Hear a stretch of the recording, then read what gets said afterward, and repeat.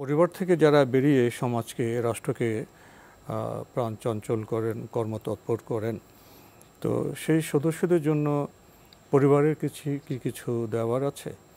পরিবারে তাদের জীবনযাপন কেমন হবে, পরিবার থেকে তারা কি পাবে, অনেক প্রশ্ন আমাদের মনে জাগে। তাই আজকে আমাদের প্রাসঙ্গিক আলোচনার বিষয় পারিবারিক জীবনের তাৎপর্য, যদি এ বিষয়ে কিছু বলতেন।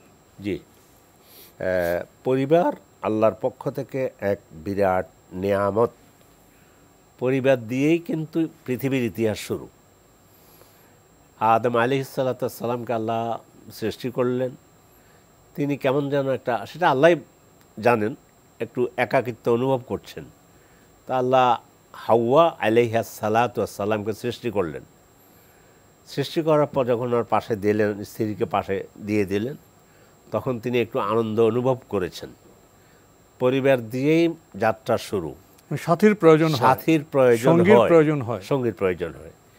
এই পরিবার প্রথাটা রব্বুল আলামিন শুরু মানব জাতির জন্যই করেছেন, জিন ও ইনসানের জন্য।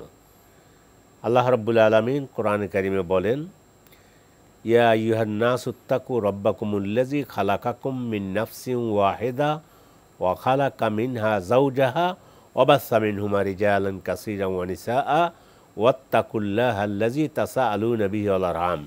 সূরা নিসার প্রথম আয়াত। এখানে আল্লাহ তাআলা তিনি সে পারিবারিক প্রথার কথাই বললেন। আরেক আয়াতে সূরা রুমে বলেছেন, অমিন আয়াতিহি আন খালাকা লাকুম মিন আনফুসিকুম আজওয়াজা লিতাসকুনু ইলাইহা ওয়া জাআলা বাইনাকুম মাওয়াদ্দাতান ওয়া রাহমা ইন্না ফি যালিকা লাআয়াতিন লিকাওমিন ইয়াতাফাক্কারুন। আল্লাহর নিদর্শনের মধ্যে একটা নিদর্শন, তোমাদের থেকে তোমাদের সৃষ্টি করেছেন এবং তোমরা সুন্দরভাবে জীবন যাপন করার জন্য। তারপরে ছেলে মেয়ের কথা আসবে, সব কিছুই আসবে, মানে পুরো বংশটা। এইটা আল্লাহ রাব্বুল আলামিনের পক্ষ থেকে মানবতার জন্য নেয়ামত ছিল। সেই নেয়ামতকে আজকের এই বিজ্ঞানের যুগে এসে আমরা অনেকেই, বিশেষ করে ইউরোপিয়ান কান্ট্রিগুলোতে পারিবারিক প্রথা হারিয়ে ফেলেছে।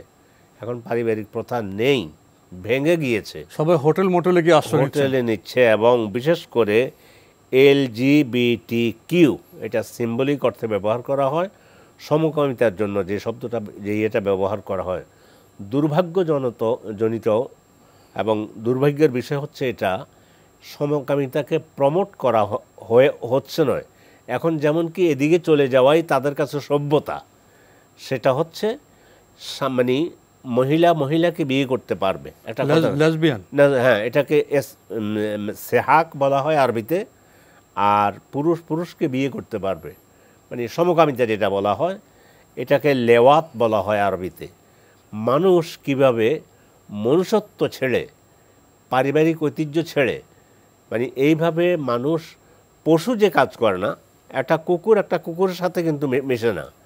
একটা কুকুর, একটা মহিলা কুকুর বলতে ওই কুকুরই যেটা বলি, তার সাথেই মিশে। তো যাই হোক, এবং তাদের মধ্যে পারিবারিক প্রথাও নেই।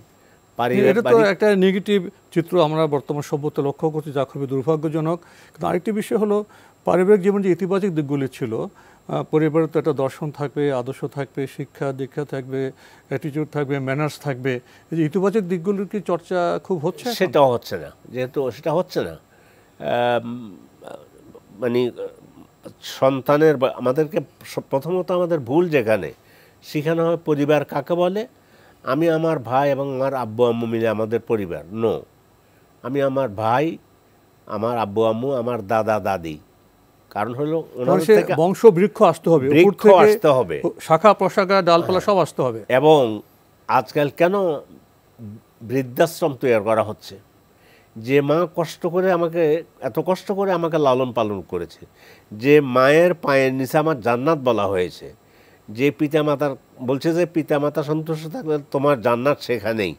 এই জন্য একজন খ্রিস্টান ধর্মযাজক অথবা খ্রিস্টান পণ্ডিত বলেছে যে ইসলাম নারীকে এত মর্যাদা দিয়েছে, কবর থেকে উঠে মায়ের পায়ের নিচে এনে দিয়েছে। তার মানে হলো, জাহিলি যুগে যেমন কন্যা সন্তান হলে মেরে ফেলা হতো জীবন্ত ছোটোকালেই, সেখান থেকে ওই প্রথা বাদ দিয়ে রাসূল সাল্লাল্লাহু আলাইহি ওয়াসাল্লাম বলেছেন, সন্তানের জান্নাত হলো মায়ের পায়ের নিচে।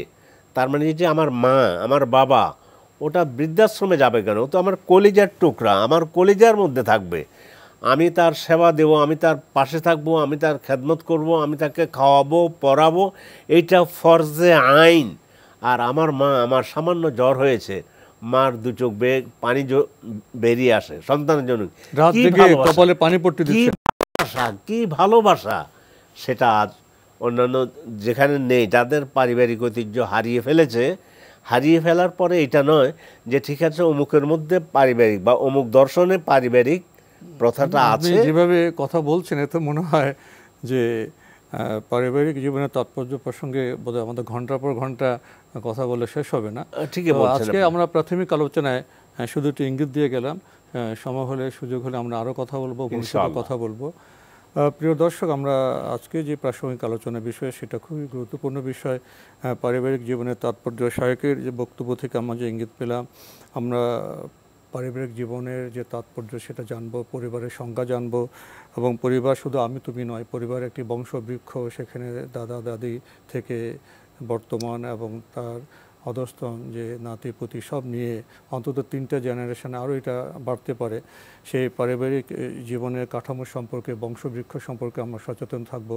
পারিবারিক জীবনে কি শুধু বসবাস, খাওয়া দাওয়া না, সেখানে কোনো সংস্কৃতি থাকবে, জীবন দর্শন থাকবে, সেখানে এটিকেট থাকবে, ম্যানার্স থাকবে, কীভাবে অতিথি আপ্যায়ন করব, কিভাবে বিদায় দেব, এবং পরস্পরকে কিভাবে বেড়ে উঠতে সাহায্য করব।